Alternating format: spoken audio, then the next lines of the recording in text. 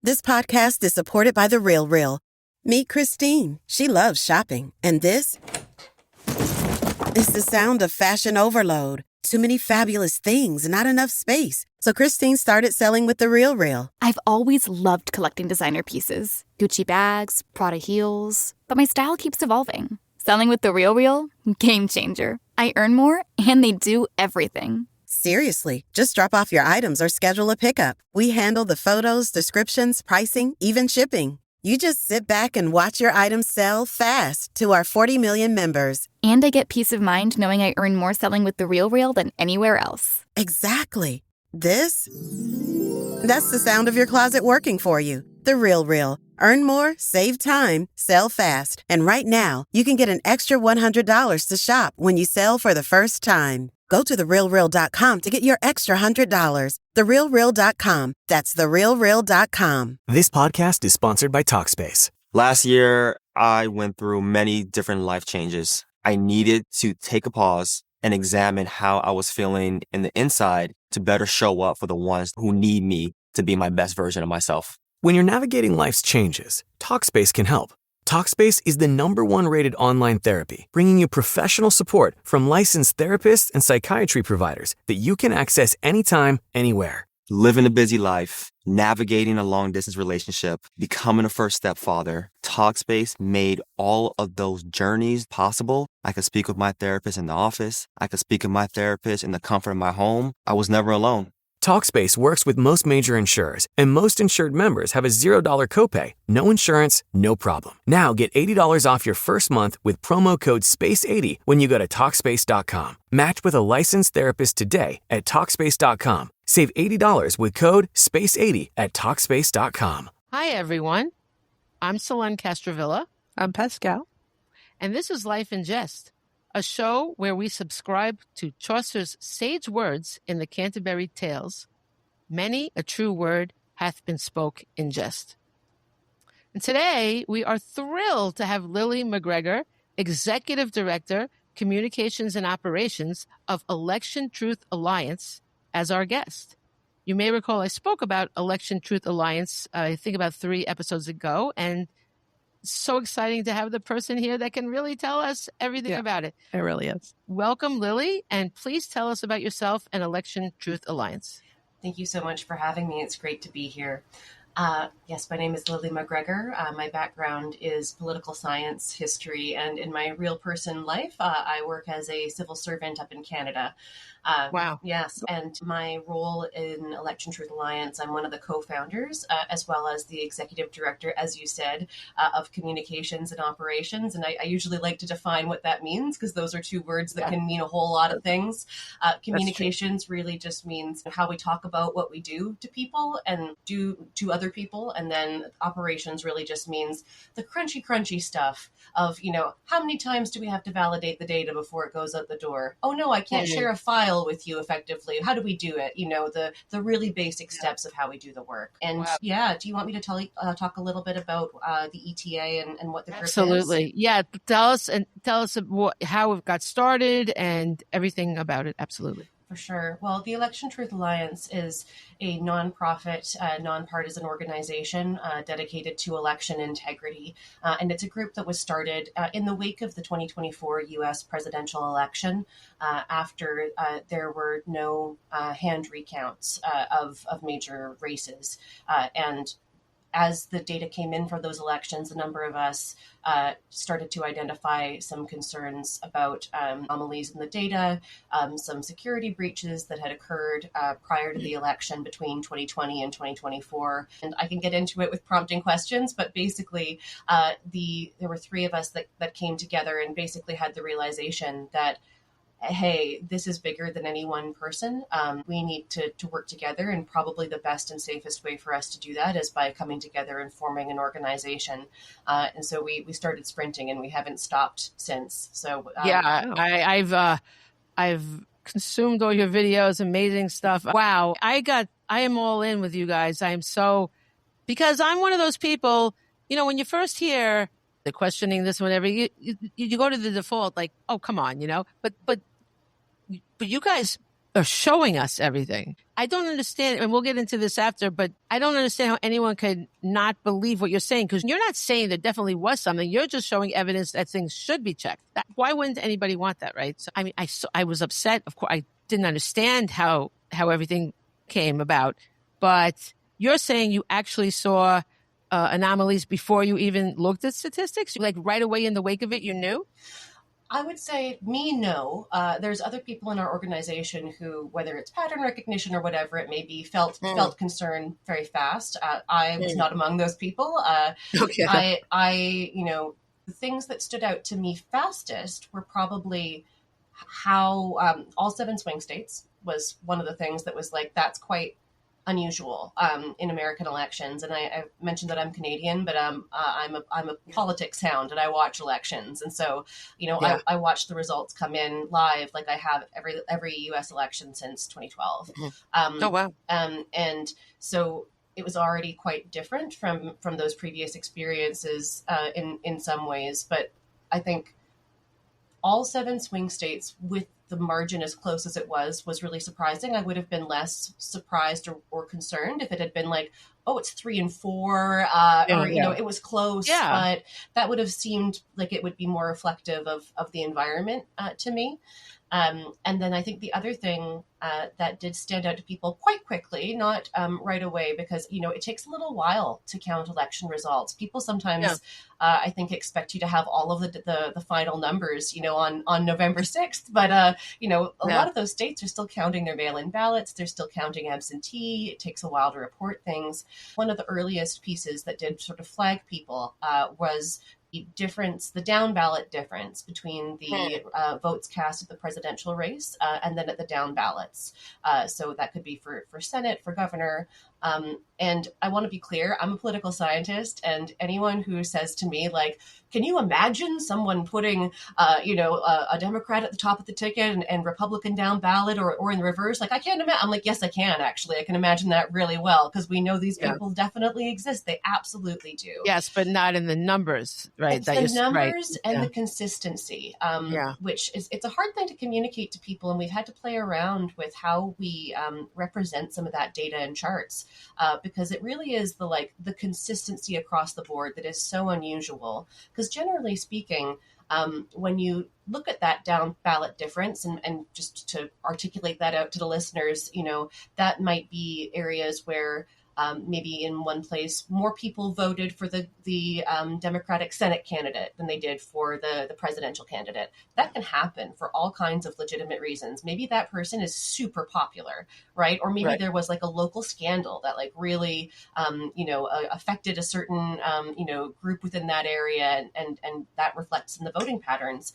But generally, you'd see a bit more variation across different places within a county. You'd see numbers up and down. You'd see kind of, like human randomness. Yeah. Something I often say is like human beings are pretty random creatures. We can't coordinate on a big enough scale, even if we try, to kind of recreate those results. And so when you start seeing almost non-human patterns where it seems there is like a very eerie level of consistency, that's really when some of those early flags were raised. And that was some of the first data that I went and looked at. I'm not a data analyst, but I am a person who in my day-to-day life, I work with data analysts, I work with data, and I work with how do I present this data in a way that is consumable, but still true? Because I think that there's a risk always that if you try to make something too consumable, you impact the truthfulness of it because you simplify it too much. We have the big problem and challenge of trying to simplify things to the point where they can be consumed, but where they remain accurate. Because if you don't simplify enough, no one's going to listen. If you do it too much, then you compromise the integrity of what you're saying. Yeah, it's so true. It's such a line to walk on. I am guilty of not being a math person at all. As a matter of fact, with the episode when we spoke about this ourselves, I said I had to apologize to math because I've been so mean to math, But I was like, now math has shown us why we need math, and I will never be mean to math again because I'm a writer, So, but we can love math too. I've come to realize that it's okay, and certainly, this is just the most amazing education for me to learn about how important statistics are in showing it's showing things that just are impossible to have happened, and yet they supposedly happened.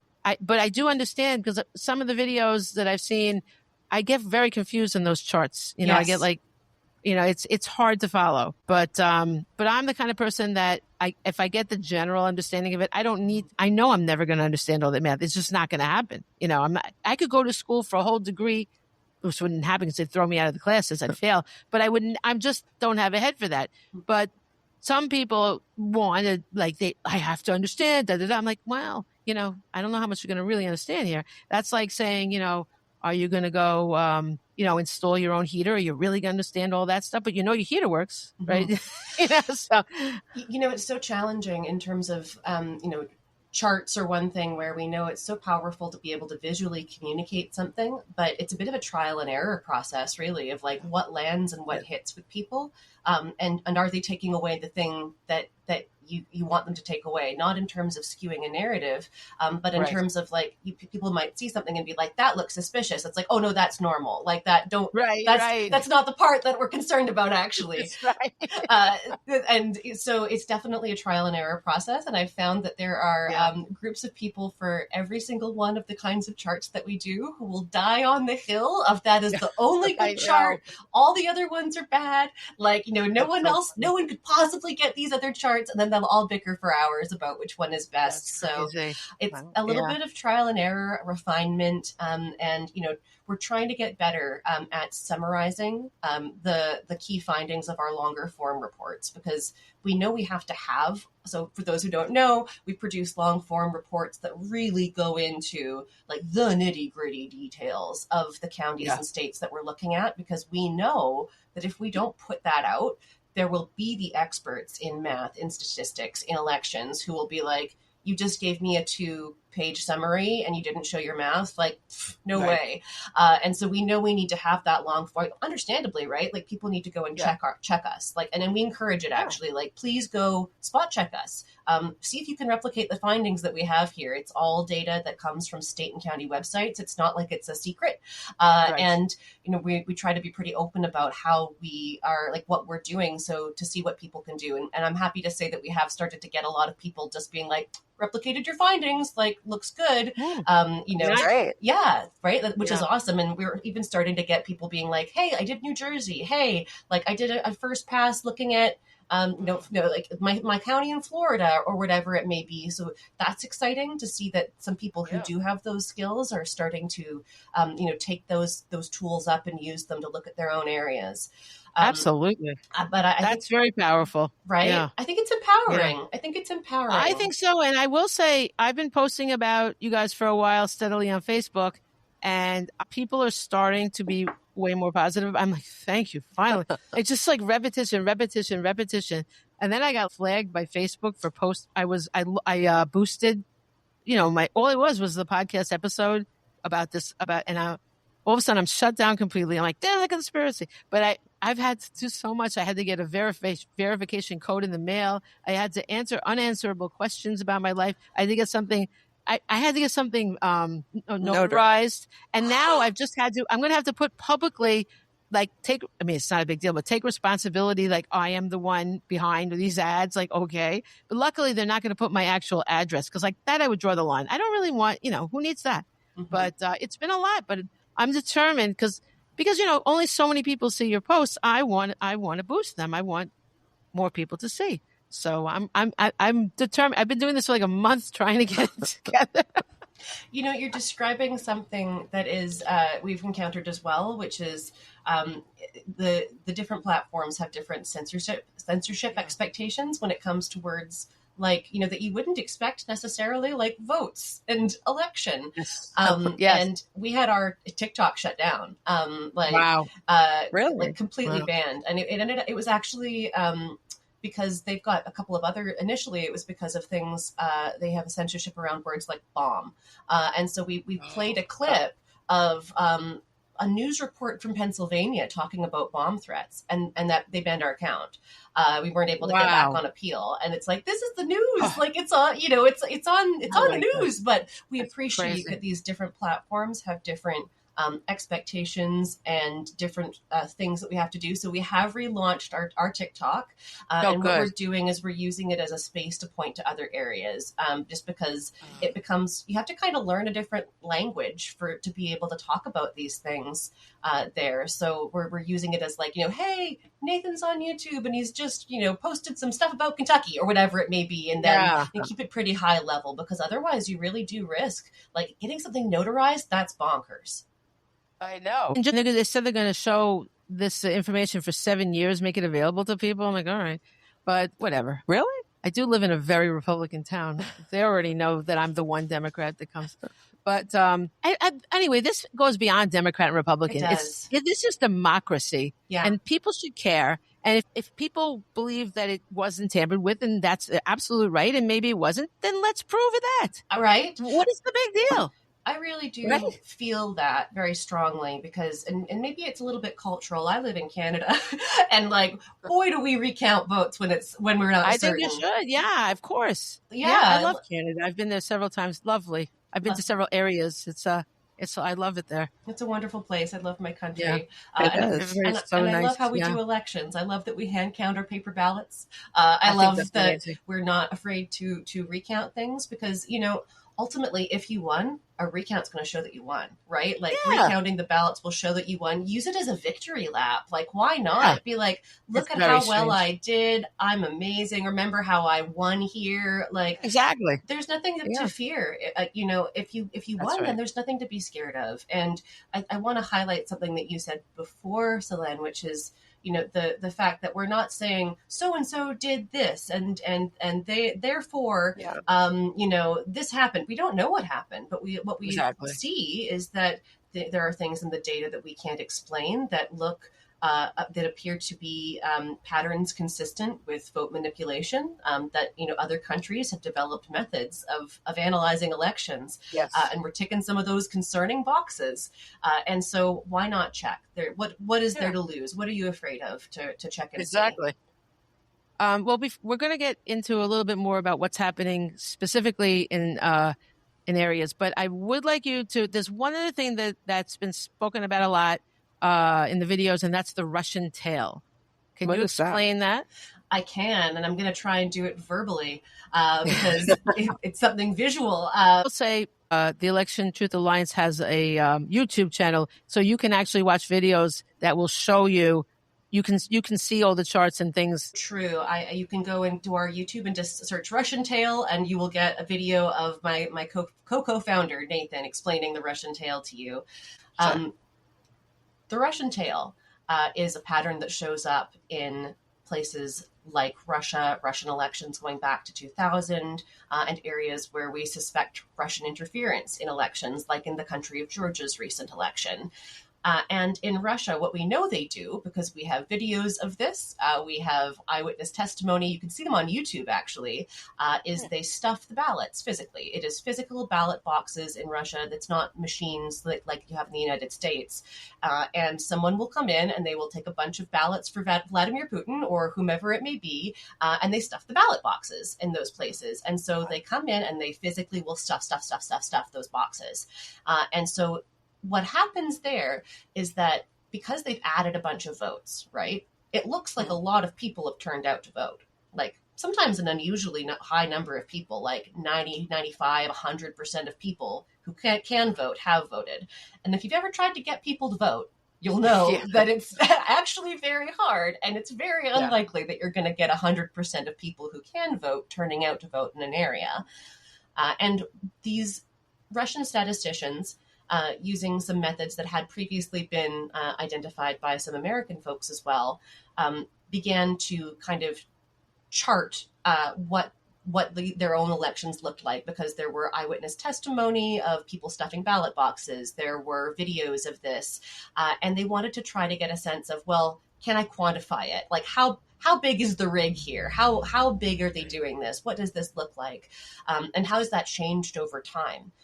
And so they developed a method of charting the voter turnout relative to how well each candidate does. And so in the areas where people were stuffing those ballot boxes physically, it creates a spike. because it looks like everyone turned out to vote there, right?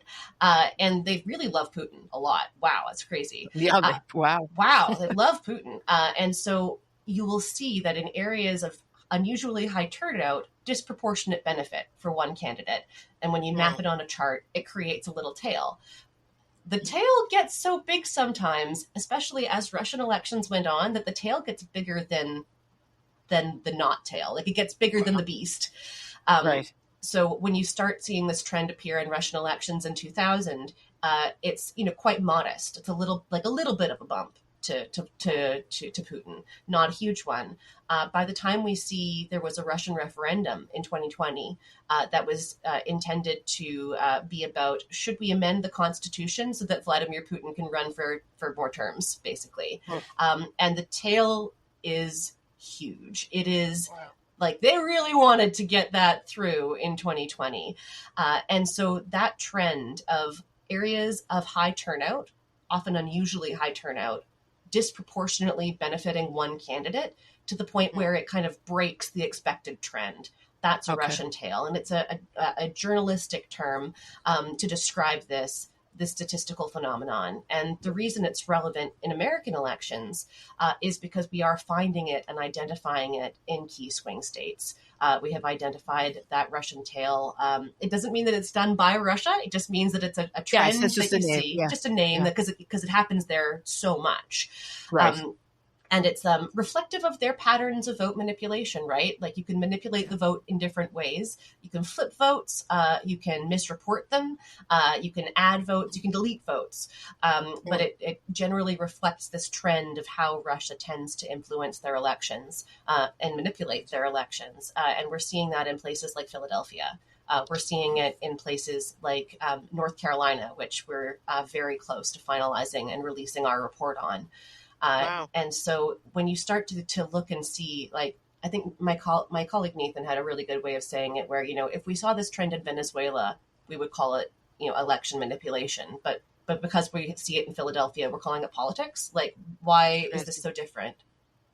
Yeah, well, I think it was very good that you clarified that Russia didn't do it. We're not saying Russia did it. It's just what it's called, because that is something people might immediately think. So that's good. But also, I'm not understanding why people, like, why isn't Kamala Harris saying anything about any of this?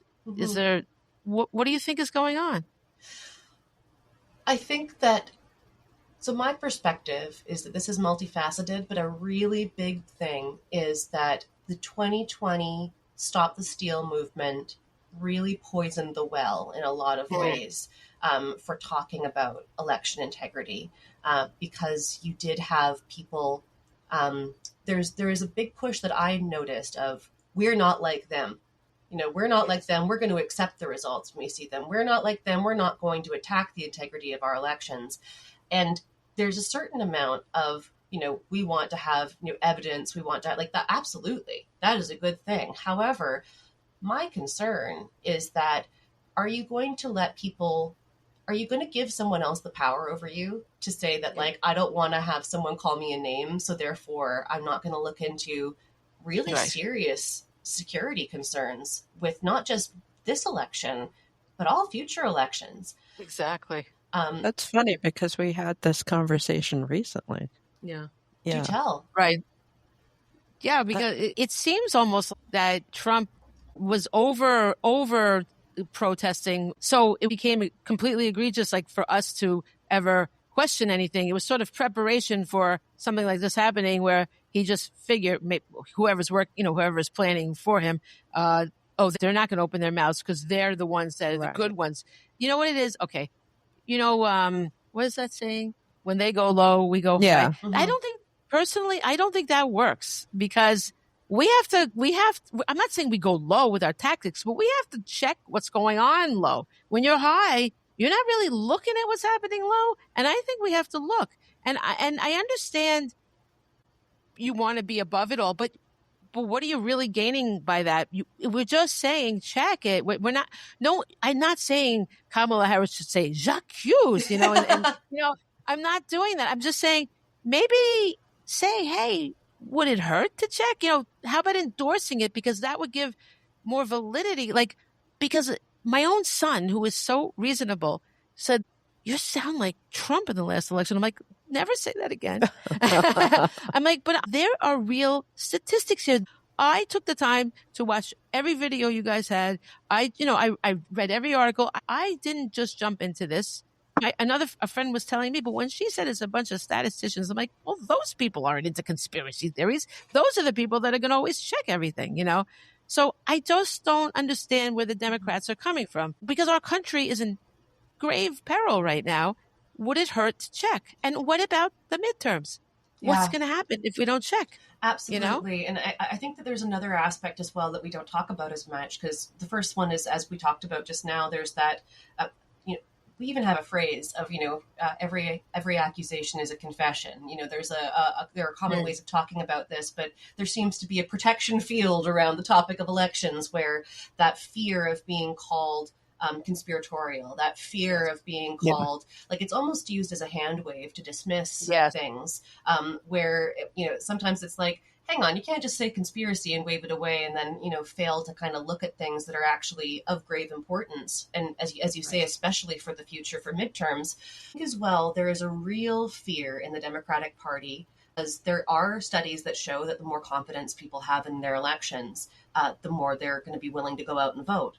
And so I think that they have a fear and a concern that by saying we should double check, let's go audit the ballots, that we're in some way saying don't bother voting in the future, which is the absolute antithesis of what we're saying. Absolutely, it doesn't make any sense. Go vote in every election, but also but if it's being messed with, what good is that? We have to make sure the votes actually count. And that's the only thing, Exactly. Oh my gosh. It is this crazy. This thought of, if you say we need to double check, therefore it's like you're admitting that something's wrong. And like, well, we don't know that. Go check and see. Like, maybe there's nothing wrong at all, and can't we all go in feeling super confident about next time? But I do think that is a concern, and it may be a situation where that messaging has become so ingrained, and I'll say as well, I've become really cognizant of it when I listen to people talk about 2020. Sometimes they'll say things about what was found or not found, and I'll be like, oh, that's not quite right. Like, oh, that's not quite right. Even like pundits and journalists that I really have a lot of, often I trust quite a lot, or I admire and think they're very diligent. They'll summarize things a little bit inaccurately, where they'll be saying, well, they found in 2020 that our elections are the securest in the world. And I'm like, no, they didn't. That's not what they found at all. Like, they found that there was no evidence of, election manipulation benefiting Biden. Like that, like, let's be really clear about what was found and not found. Exactly. As opposed to saying, like, they found everything was secure and there's no issues forever. It's like, that's just, number one, that is just not true. How could it just be, even if it was at that moment the most secure, there's no proof. You can't ever say it always will be the most secure. You have to keep looking at things. Exactly. It's not like it's a goal that you hit and then you're done, right? Like, it's an ongoing, continual process. And where those statistics can come in handy is, like, where are their concerns? Where do we think that we should double check? What should we look at? And that's, where there can be a lot of benefit. And, we're not making these methods up out of nowhere. These are what I was really shocked by is that, like, there is actually quite a vibrant community of people who do election analysis and election forensics in Europe, South American countries. Like, the rest of the world does this, and we'll check and see, like, whether there are concerns in elections. They've got methodologies and approaches for it. And it was shocking to me at first that, like, my God, why is this, like, this is just so unheard of in America? Why is this not something that is, like, there seems to be very little presence here of people who do that kind of work. And Dr. Walter Mebane, is one of the people here in the United States who is a global expert in election forensics. And when we spoke with him back in April, he described finding that as one of the reasons that got him into this field in the first place, when he was looking, 20 years ago and going, my God, where are all the Americans here? Where are we in this conversation? And I've figured out a little bit, I think, why it's so difficult to do the same kind of analysis for the United States. And you folks may have noticed that every election in the United States they're run by the states and the counties, and they're like 50 elections in a trench coat. Right. And sometimes they're like 3,000 elections in a trench coat because of all the different counties. And Right. I think that your listeners would be really shocked at how much work from how many people with extraordinary skill sets it is taking us to get the data and get it analysis ready in order to see it and clean it. It's not like we just, in my country, you can get that the data for the whole country from Elections Canada and you're done. Like, you got it. Right. It's a months long process, very labor intensive for the United States because of how those elections are run and because there is no requirement or agency that collects all of that information to make an analysis ready. And so in practice, that could be months or years long effort for one person to do. But it does mean that this is a chance for us to take some of that expertise and refine that data down and start using these methods that are used in other places to examine U.S. data as well. Wow. Yeah, I never thought about that, but the fact that everything is so separate down to the counties, that sounds like too many cooks. Yes. Yeah. Well, and it's high risk too. Like, there's a really good... So many pieces that could be messed with without anybody noticing, especially on the smaller levels, for sure. And some people will say, like, well, our elections are secure because there are so many different processes, it would be very hard to compromise them. And it's like, sadly, no. And there's a really good expert testimony from a man called J. Alex Halderman, who is an expert in election security and machinery.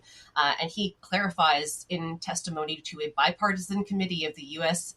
Senate Committee on Intelligence about this. He says, like, having this be so disparate just means that bad actors can target the places with the weakest security and go and hit there, right? Like, it's not as though it means that everything is a Rubik's Cube. It means that you go for the low-hanging fruit. Right. And also, frankly, there are only a handful of companies that make these machines. Yes, I want to address that when we talk about Pennsylvania in the letter that you guys got back from Pennsylvania. So that's on my list. But before we get to that, I just want to once again really reiterate about the improbability of one candidate sweeping all of the swing states with such a high margin that automatic audits weren't triggered. I mean, God, how is that even possible? It is very, very unusual, very unexpected.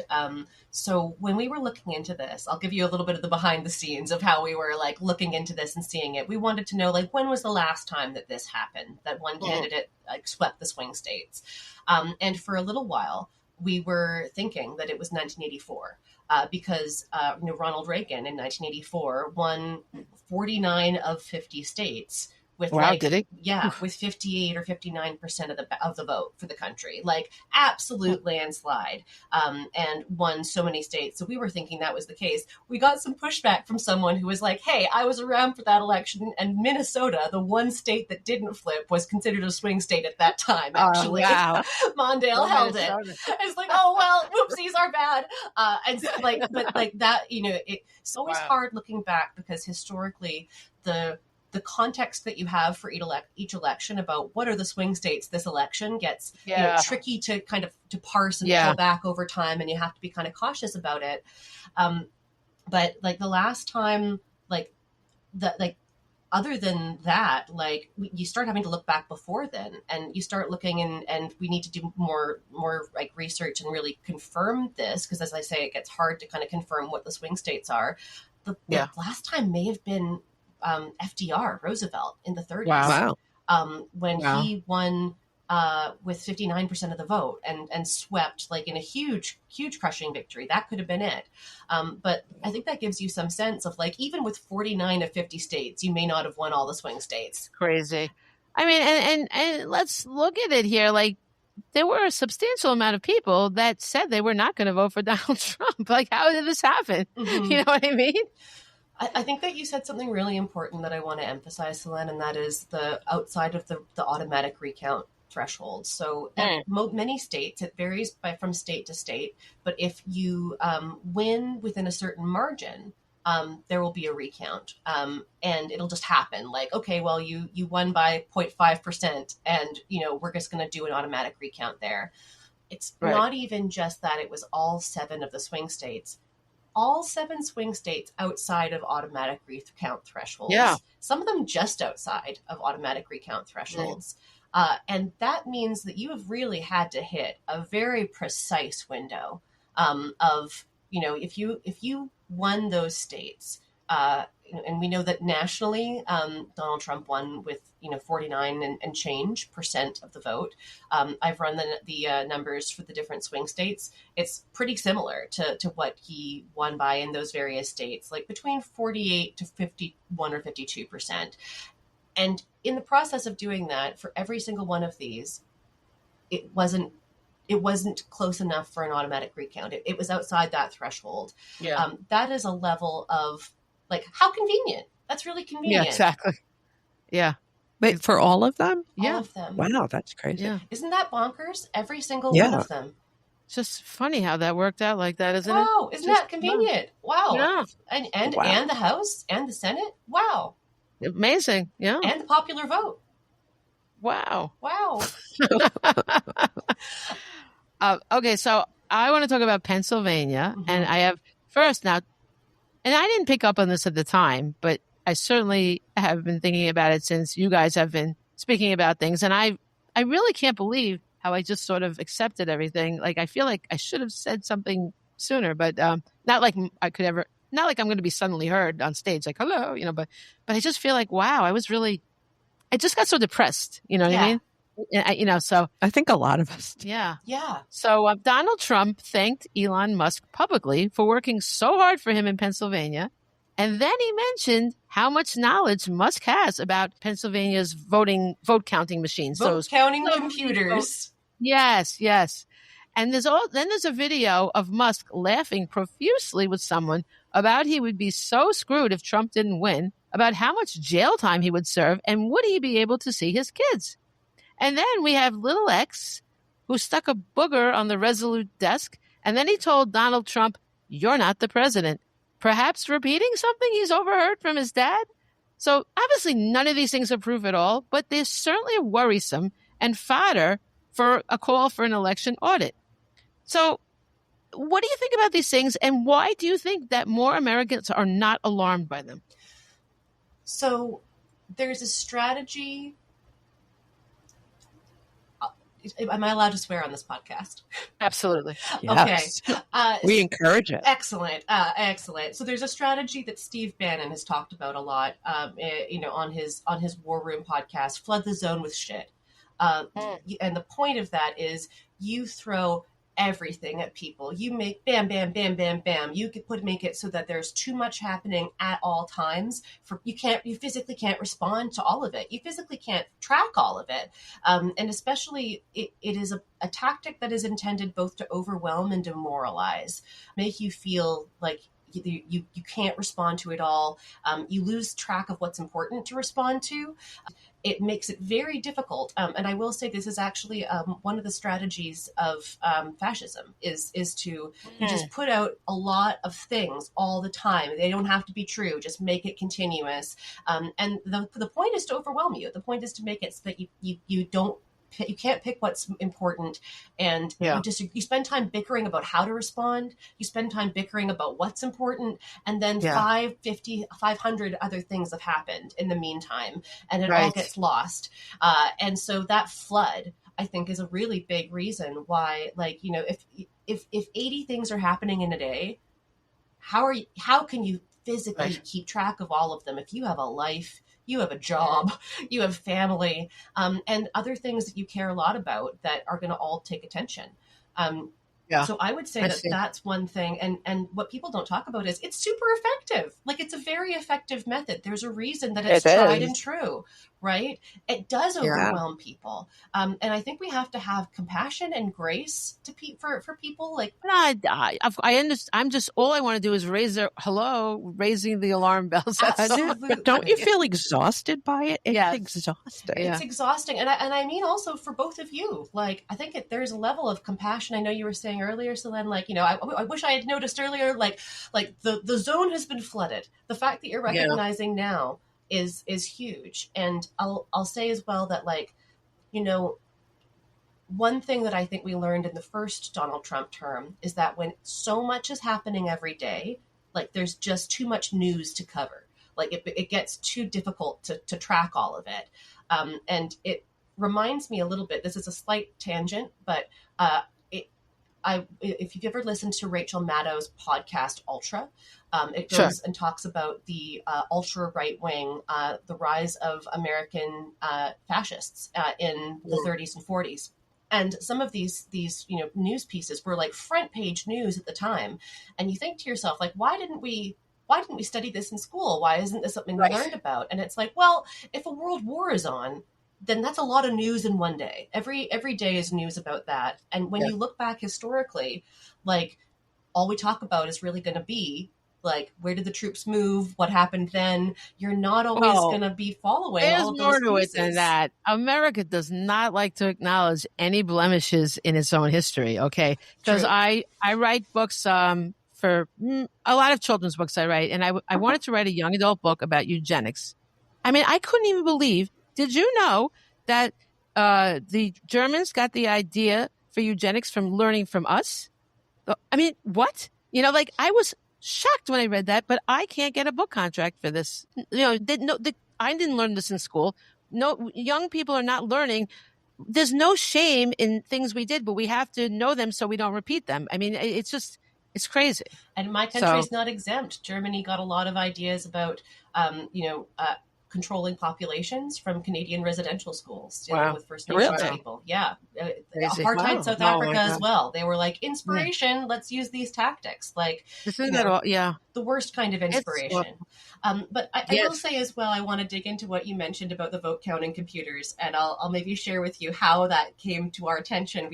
It was the day after we published our Clark County, Nevada report, our very first report as the ETA. Oh, wow. The ink, metaphorically, is barely dry on this webpage that we have just got live. And Nathan had traveled to DC to connect with Lulu from Smart Elections, which is another election integrity organization that we share information with and collaborate with at times. And they were doing a live stream together. And so we're all focused on the live stream. We've just got this report up. It's all there. And the very next day, we start getting all this, like, explosion of notifications. It is the pre-inauguration rally that Donald Trump is at. And that is where on stage, Elon Musk knows those computers better than anybody. All those computers, those vote counting computers. And we won Pennsylvania like in a landslide. So thank you, Elon. Yeah. And it was one of those, at the time, I remember just being like, my God, my God, we had just put out the Nevada report, which was basically had a big section of us saying we're concerned about the tabulators, the vote counting tabulators, being potentially compromised. And so, having that quote be out there, it was exasperating, but also very validating, because it was like, well, this is another piece of circumstantial evidence that says that we should maybe be concerned about the counting. But what I will add that it did too was that it broke through to people in a way that other things hadn't up until that point. Hearing those words from Donald Trump himself made people who had previous to that been very reluctant to even contemplate anything could be wrong with the integrity of the elections.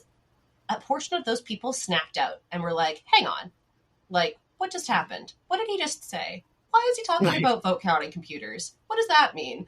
And if you look back, there's clips from before the election of a similar Donald Trump saying Elon Musk knows these vote counting these computers so well. You bring in a box and he's like, oh, I know what that one is. It's this or whatever it may be. And it's like, why do you have vote counting computers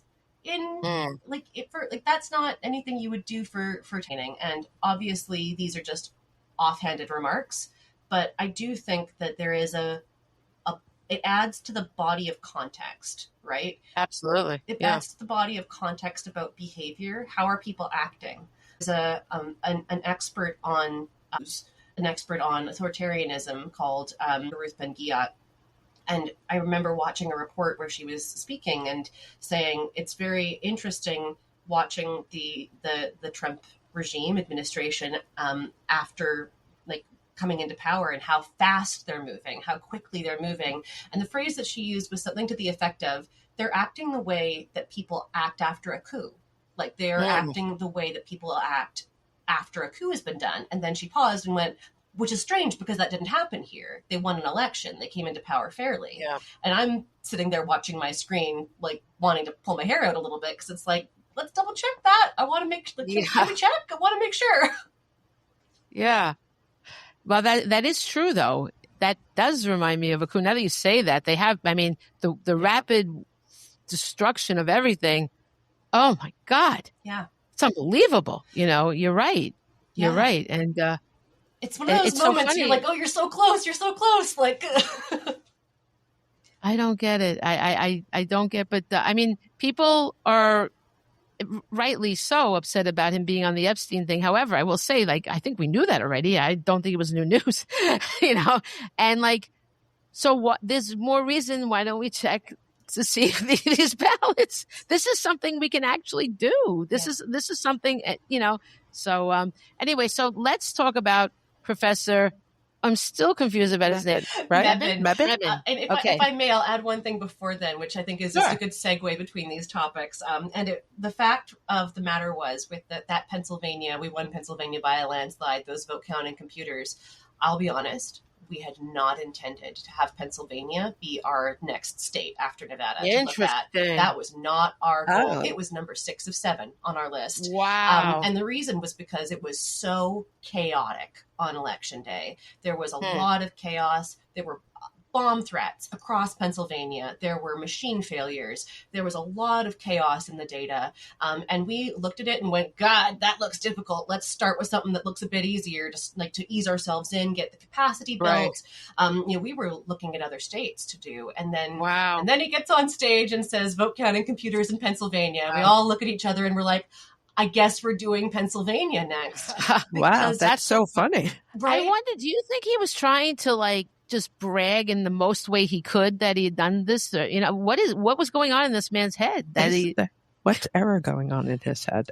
That is a bigger question than any of our pay grades, I think. Yeah, I guess we're going to need to dig up Freud for that one. I know. We did end up having to go into Pennsylvania then. And we made a decision to do that. We could have not. But what I knew and believed was that if we did any other state, we were just going to get endless questions about but what about Pennsylvania? What about the vote counting computers in Pennsylvania? We were just, any other state was going to be diminished in attention because people were just going to be wanting to know about Pennsylvania. And so we had to dive in, and it took some time. I'll be honest. There was a reason that was lower down our list to parse through. We had to sort of, it was a different methodology that we had to sort of learn for Pennsylvania because they report their content by precinct versus Nevada reports their content by machine. So we had to kind of learn how to do that differently. But ultimately, I'm really glad we did. I think it was a good, I think that everyone would have been clamoring for Pennsylvania if we hadn't. And B, we learned a lot. We kind of initially went in being this is so chaosy, I can't even tell, maybe we're going to look at this and the answer is going to be, it looks fine, I don't know what he's talking about. But as we dug deeper, as we found certain precincts to focus on, our alarm bells went off like wild. We realized that there's 3 different metrics on which this is giving us concerns here. And so we did that analysis. We put out our Pennsylvania report. We called it was 3 counties in Pennsylvania because we felt that if we just said this is Pennsylvania, people will be like, excuse me, this is 3 counties in Pennsylvania. This is not actually all of Pennsylvania.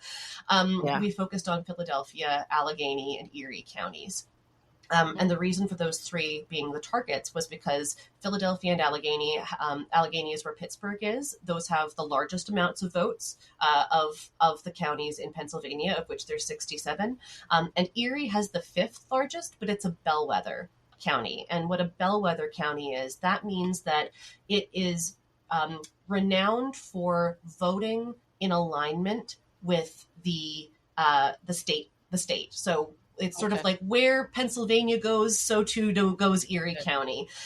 And so what we noticed was that we noticed that Erie had some very dramatic trends in it, and we didn't know why at first, and looked into it. We were like, is this a bellwether county? And we looked, and it was. And so in our minds, then like, oh, if you had a bellwether county and you knew people were going to be looking at it to see and make sure that it matched, you would probably put resources there if you were trying to manipulate the vote to make sure that it lined up with whatever the statewide outcome was. So that's the rationale for those counties. We put our report out.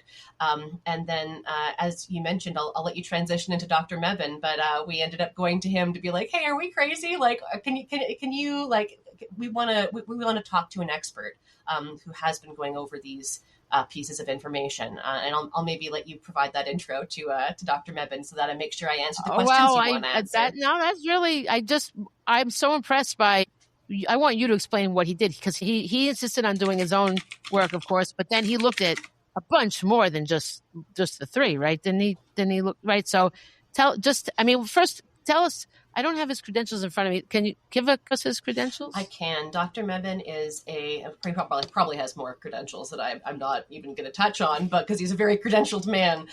Yes. But he is a professor of political science and statistics at the University of Michigan, and he is a world-renowned leading expert in election forensics. And that's the term for looking at election results and seeing what you find in there. Does anything look weird? Does anything look like it deserves additional? Are there any Russian tails? And he has his own particular method called e-forensics. He would say, he's like, I have a professional disagreement with other people in this field. I think my method is best, but of course I do. It's mine. Like, I made it. Fair enough. And so he has developed a method for looking at these election results. And it involves a lot of different inputs. It's very dense. He is an academic through and through. And we reached out to him because we knew that there were these US experts that are, have been studying elections. And it was a red flag for us that we weren't hearing from them. Like, why are we seeing this trends in the data? And like, why are we the ones bringing it up? Like, there are other experts in these areas. Is there something that we've missed? Help us out here. What's the case? Yes, absolutely. He insisted on doing his own analysis, as any good academic would do. It's not just like trust ours, go and do it yourself. Yes. So we worked with him. We provided the data that we had for the three counties. And all of this is just data taken from the three websites for the counties and the state of Pennsylvania, and then cleaned up into a format that's easy to analyze. So that doesn't mean that you're changing anything. It just literally means you are taking usually like a spreadsheet or maybe like a PDF that someone's done. Like, that's hard to run your analysis on. And you're taking the content there and you're putting it into a spreadsheet so that it's all aligned and it's nice. And then you can run those numbers and hit yourself. And he ran the numbers first for those three counties. And while he was doing that, we were frantically pulling data from the rest of the state and making sure that we had what was needed in case he might want to look at the rest of the state as well. And sure enough, it was probably one of the most validating moments of all of our time working on this, was getting that first report back from him and seeing the trends that he was identifying, and that this was not, he was very skeptical when we talked to him at first. He was like, I've told a lot of people disappointing things that, like, no, your candidate just lost. And we were like, well, we're prepared to hear it. Like, we're not batting for any particular candidate. We're batting for democracy here. So like, do your worst, do that analysis. And when he came back and indicated that, yes, he was seeing very concerning trends in those three counties, He had a quantified amount of votes that he felt were suspect, and then asked to see the rest of the state, to take a look at the rest of the state. So we were able to provide that over. We had to work with him a little bit on like finessing and making sure that we had the accurate data. Again, all of the different counties do it differently, and some of them like to be special snowflakes that do it in a very special way.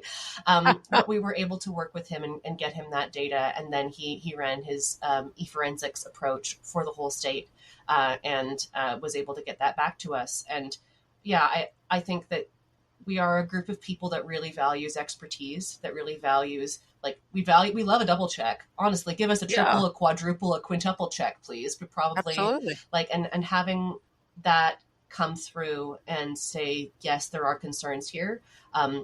It's even better to have an expert use their own method that they developed and find similar concerns. Like, we care about that much more than like, yes, your methods that you use are good. Like, whatever. What about yours, sir? Like, does it do the trick?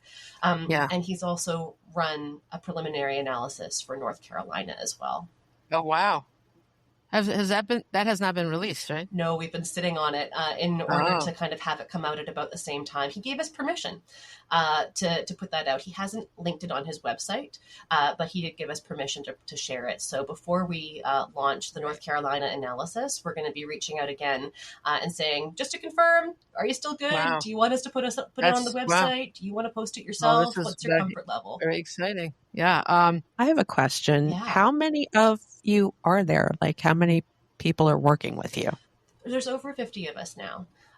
So I would say that the numbers are always a little bit misleading because we're all volunteers and we're all working in our free time, often asynchronously across different time zones. Oh gosh! And I know time zones is one of our. We have a couple of our top enemies, and one of them is time zones, because the number of times that we'll be like at 5 and everyone's like, 5 where? Like, what are you talking about? We've got a group of people doing data. We have a group of people who help with our communications, things that can be everything from graphic design to videos to, writing letters to politicians to say, hey, we found these concerning results, or whatever it may be. And then we also have some people who are helping us with tech, and then folks that we're bringing in. We're building up our legal team as well. We were hopeful that filing a lawsuit to try to get an audit or a recount done is kind of a last resort. Like, ideally, what you want to have happen is that you bring your concerns to the responsible officials. They, assess them, determine whether or not they think anything's of concern, and ideally they just do it. They say, "Yep, this I've seen enough. Like, I want to have that be done." But we were recently.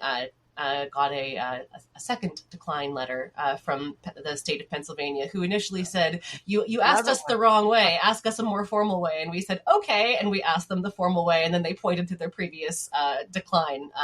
So that was lovely. It's it's so disappointing. I mean, is it because they're just being defensive because they don't want to admit that something might have happened or on their watch? As someone who works in government, it's never fun to be told that you've done something wrong, like, or to be, it's not wrong. It's just something was tampered with. It's not like they did it. Exactly. And I think that's actually really important, because I think that there can be a perception, and we're realizing this more and more, there can be a perception that we're coming for the election officers, or, we're accusing them of wrongdoing. And sometimes the pushback we get is people saying, I've worked with election officials. They're some of the most, integrity-filled people I've ever met in my life. Sure. And I've worked elections as well myself in Canada, and I can attest that that is the case. And what I really want to communicate is the fact that, like, we do not want, like, there are so many ways that you can manipulate an election in the U.S. system that you would have no idea. As a election worker, as the officials, you are the ones doing this hard, important work. And what we don't want is for some bad actor to come between that hard work and dedication and the will of the American people. And I think that there's a fear of appearing to have done something wrong, even though having a recount doesn't say that there's anything wrong. It is just a safety precaution. But I do think as well, like, there's a lot of that kind of response that has built up from 2020? This sense of being under attack. Well, sure, especially with Giuliani, what he did. I mean, my God. Yes. There's really legitimate trauma, I think, in election officials. They lost a lot of people who are concerned and do not want to, like, they know that they're doing their very best, and there is a legitimate concern and fear about people reducing confidence in elections that they feel are being done in a good way. I do also think, though, that there's a political aspect here. There is a political aspect to it. There is the appearance, or maybe the appearance of, if I say yes to a recount or yes to an audit, that will be treated by others as a political decision rather than a governance decision. Oh, okay. Yeah. Yeah, which I understand. But when you look at what's at stake, though, democracy is more important than any of these other things. Absolutely. You know? And, we've had some conversations with, I won't say who, but with some officials in some states saying, like, we're really concerned, like, we're actually concerned, but we're worried about calling for a recount or an audit publicly and then having it be nothing, or having it like, and what we've kind of said is, like, hey, we can keep our mouths shut. Like, if you want to call that and have that be done discreetly, and then regroup after the fact, like, that's fine. We don't need to be the ones that are up on the hill, like, waving the flag and saying, like, we made it happen. Like, hey, we don't have to be in there. Like, you can if that is, we can work with you behind the scenes. We can advocate for that to be done, and then see what happens afterwards. But I do think that there is a political concern that people have. I just think that everything kind of went out the window because everything's gone to hell, and it's only getting worse. I mean, like, the coup thing is going on, and it's just getting worse and worse. They're wiping us away. Like, anybody that ever needs any kind of assistance has now been devastated, on every level. So any concerns about politics, it's a little late for that anyway. It's like, it could only, I mean, these people are all endangered anyway, just with the current climate, right? The only thing that could happen is if it was discovered something did happen, they might look like a hero for agreeing to it. I totally agree. I think that when, I'm going to say when, not if, I think that when an election, like, official, responsible election official does make a call and says, we're doing it, we're going to go pull out those boxes. We keep these for a reason. This is exactly why we do this. You don't keep those for 22 months for fun. You keep them so you can check them again afterwards if you need to. Exactly. And I think that, if they do that, and if they find something concerning, like, what a hero move that you end up looking like. And I'd also say the stakes are so high in terms of future elections. I get very anxious when I start hearing people talk about, well, we'll get them in the midterms. And it's like, but we won't if this could happen again. How do you know that that's even on the table? Yeah. Like, I mean, that's the hugest reason to press on for this, Absolutely. It's so true. Absolutely. But it's so important to make sure that, as this assumption that it can't possibly happen here has not served America super well over the last few years. And absolutely. I think that that's really important when it comes to the integrity of future elections. And even if, like, we're starting to, to be thinking about how we frame out, like, the advocacy and election protection, and making sure that we count the votes for 2024 and all future elections. Like, there is no reason that like, why? I know people will talk about, like, well, it's resource intensive and it takes time to count the votes. Okay, allocate the resources. It's an important thing to put resources toward. I mean, there's many things that we spend money on that are, I mean, I'm not saying there's validity for everything, but on the scale of things, I would think our democracy is one of the number one things, if not the number one thing, to put your resources toward. Absolutely, and it affects all the other things too, right? Like, if your democracy is compromised, it's compromised all the way down. And whenever anyone says it takes a long time, I go, does it take 4 years? Like, I mean, come on. It's ridiculous, And I had so many negative people when I initially started talking about this on Facebook, and somebody that's widely respected in my community, like a leader, he was like, no, it's a waste of time. I'm like, well, what if George Washington said it was a waste of time to go against England? We're never going to win. Nothing's a waste of time if it should be investigated. What's a waste of time? What are you doing with your life that's so important that you can't do? Like, I'm not personally asking you to count the ballots. Roll up those sleeves, get going there. I just don't get it, it's very strange. But our country is built on things that many people would have considered a waste of time, but we did them. Mm-hmm. I write books about George Washington. He stopped his officers from committing. They were going to storm Congress and do a military coup at the end of the war. He stopped them by putting on a pair of glasses and showing them how much he had sacrificed. That's a short description of a poignant book. It's about the Newburgh conspiracy, but something that a lot of people don't know about. But this man never gave up. Everything was, quote unquote, a waste of time. Everything was such a long shot. This man never gave up. We would not be a country without George Washington. We need our George Washington now, and maybe those election officials are going to be like George Washington, like the ones that agree to it, like. We need somebody that really values our democracy over what they look like, over what could be any appearances. The democracy comes first. And I got to say that the biggest hero here is the American people. You have the potential to be the biggest heroes and be your own heroes, because I truly believe like no one can save you except yourselves. And no one, that the being able to continue to amplify this message to one thing that we learned is that, from Lulu at Smart Elections is that one of the challenges of election integrity work is that people really care about it once every 2 years and then they stop caring about it again.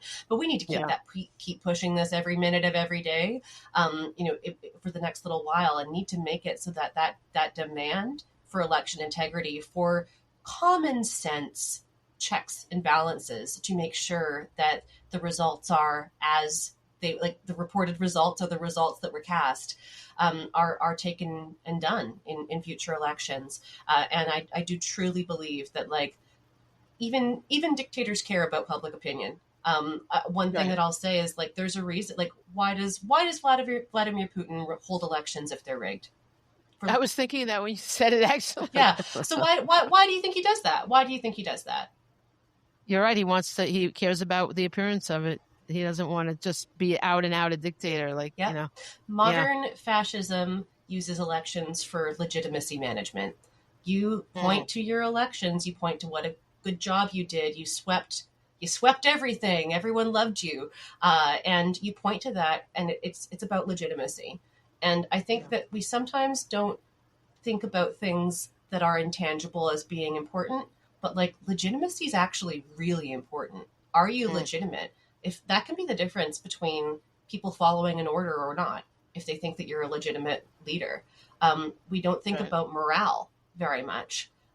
When I started to get involved in this, I felt like I looked over at my neighbor in the United States and just saw them like face down in the mud as the tank was rolling towards them. It's like, oh my God, get up. Like a lack of morale leading to this despondency that is understandable but dangerous, because then if that is exactly what we've been having, this despondency. Yeah. And people are like, oh no. And they love talking about, they don't love talking about it, but they vent about all the horrible things that are happening. I'm like, well, we could actually be doing something. We could actually be advocating for a paper ballot recount. Exactly. That's a positive thing that we can do, which will raise our morale and only help. Exactly. Let's do this, Raises morale, helps make sure that the future elected officials are legitimately elected by the will of the people. And those things important. Like morale, like legitimacy, like it sounds so wishy-washy, but like I promise that those are actually like there's a reason that morale is a military resource, right? Of course. Yeah. Well, we can see it. We can see what's going on with morale. It's clear. I'm sure the only people making money around here are psychologists. I know we're running long, but I did want to mention about the paper. About you guys wrote a letter formally asking for a paper ballot audit of Pennsylvania's 2024 results. And then in May 25th, 2025, Jonathan Marks, the Deputy Secretary for Elections and Commissions, who handles the elections and commissions for the Department of State in Pennsylvania, denied ETA's request for a paper ballot audit. And he wrote, "Your allegations of vote manipulation in the 2024 general election in Pennsylvania are unfounded, and voters can trust that Pennsylvania's elections are free, fair, safe, and secure. I am committed to ensuring that is always the case." So he's saying this, but he is not in any way proving that that's the case, right? And then this was from a video that I watched Nathan share, so people can go and look at that video on the ETA site on YouTube, and you can see the letter, and there were certain things that really weren't true. Like it said the machines are supposed to be tested on a state level and by the individual counties. The counties the counties each submit a document certifying that they checked the machine. But in Cambria County, they had issues with the paper ballot scanning, and then they had a problem producing their certification that they had checked 125 scanners. And they finally did produce the document, but they found in emails from the previous county election director, which said that the central count machines were never tested, and they only tested certain machines. Yep. So this document may not even be correct. And so if this is true of one county, how many other counties is it true of? So it's crazy, right? Exactly. Well, and I think as well, it's always frustrating when someone gets back to you with like canned messaging when what you've provided to them is evidence to the contrary, when you're saying like you did 2 audits and one of them isn't sufficient and the other one is of the state treasurer raise, and they get back saying we did 2 whole audits and here is what they are. It's like, I know that you did, and neither one of them would catch this. They ordered also 2% of it is insane to think that that's adequate, and you're not. I mean, it's and the governor, he's a Democrat in that state, and maybe I was like, was he mad that he didn't get picked to be VP? I don't know, but I don't know what's going on. But I guess it is probably he doesn't want to look like the person that's going, that's questioning and that kind of thing. But the other thing, there's a lot important, but the fact that the only two companies are certified to test the machines, and they have come under suspicion. Okay. And Nathan said in the same video, we are starting to find concerns. These companies are very suspect. Deeply. So that's a huge, huge problem. I mean, wow. It's shocking. It's actually shocking. My jaw was on the floor reading the article, a Substack article that Smart Elections wrote, digging into one of the 2. There's only 2 companies that is able to test these machines in the entire country of the United States. And this company called Pro V&V, like their website disintegrated basically, like right after the election. You can't get in touch with them at all. They're deeply suspect in terms of what was put out there. And it turns out that a bunch of these minor updates were rolled out without much scrutiny before the election, that frankly, it doesn't matter how small the update is because anything can have malware. Even the smallest update that does very little can be infected with something by a bad actor. And theoretically, even one of those companies wouldn't need to know that. Like, this is the thing where people, I think, assume that if you're calling out like a brand of election machinery manufacturer or the company that does the certification testing, like you don't need to assume malice necessarily, just that's very few vectors for a lot of negative impact, right? Like if you compromise a vendor who makes machines that service 50% of the United States, like, gosh, that's a lot of bang for your buck, isn't it? If you compromise a small update that's going out to 80% of the machines in the country, that's a lot of bang for your buck. And it doesn't even necessarily have to be done with those groups knowingly. And so there are deep concerns where people say like, well, they're tested. Yeah, but who's doing the testing? What does that actually look like? And if you've ever what we know is that there were massive compromises between 2020 and 2024 where machinery was apprehended and taken by bad actors that were associated with the Republican campaign for president, leading up, like it was in that Stop the Steal period. And there were people who had access to those election management system software and hardware, the tabulator hardware and software, voting machine hardware and software, lists of sensitive pieces for 3.5 years. And if you know a hacker and you ask them, hey, what could you do with machinery if you had all the software and the hardware for 3.5 years? Like, what could you do? A lot. They can do a lot. Yeah. Absolutely. Yeah. So how are you guys handling that? Like, how do you find out more about this? How do you prove anything here about the companies? Well, I'll be mindful of my words about exactly what I speak to here, but there are several avenues that you can take in terms of getting audits and recounts done. To hand audit paper ballots, one way is going through asking nicely and providing your rationale and making a request of the responsible officials. And we always want to start with that for several reasons. One of them is because it's better practice. It might be faster, and if you go through that the nice way, they might give you more than if you go, other methods. What is it? The thing about you get more things with flies with honey. That's it. Yeah. And the other reason why we always start with that is because if it is necessary, if those avenues get exhausted and instead we have to take another pathway, for example, going through court, because you can if you can make an argument to a judge, for example, for the rationale and the necessity for a hand audit, that's another pathway. And if you do that, then having the records that show you have gone through all of the normal ways of doing things is very important, because otherwise what you can do is you can show up guns blazing and they'll say, well, did you ask? No? Well, go back, get out, go ask and do that way then. So I'll say that we're exploring options in Pennsylvania right now for how best to proceed. And I'll also just add that we did put up a posting the other day looking for some people with paralegal expertise who have some experience and expertise in preparing legal documentation. So that's something that we're looking for as we build our team out. Excellent. And there was one other thing that Jonathan Marks's letter asserted, that the machines are never connected to the internet. And Nathan pointed out that this doesn't need to occur in real time. The tampering can occur in updates. But he also revealed that some of the machines do appear to have modems that operate in real time. Yep. So this whole thing, it's like, so I'm so grateful to you guys for doing all this. I am supporting you, and I'm finally going to be able to boost my post. This I'm going to share wide out. We're going to do whatever we can for you. And can you tell people where should people that are impassioned about this, where should they put their efforts? What should they do? Absolutely. You can find us at electiontruthalliance.org. We just recently updated our website. Same name as before, but with a new fresh coat of paint.